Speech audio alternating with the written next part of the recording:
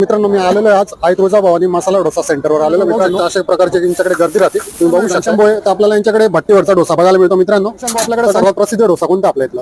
आमच्याकडे सर्वात प्रसिद्ध डोसा मैसूरची मसाला डोसा आहे. तरी दोन डोसे झाले का? हा मैसूरची डोसा आहे. याच्यामध्ये गोड कांदा टाकतोय, टमाटे टाकतोय, बीट येणार आहे, गाजर टाकणार आहे, आमची घरची बनवलेली चटणी टाकणार आहे आम्ही. त्याच्यामध्ये आलूचा मसाला टाकणार आहे, आणि बटर टाकणार आहे, फ्राय करणार आहे, चीज टाकणार त्याच्यावरती. नंतर आता पिझ्झा कट मारेल मी.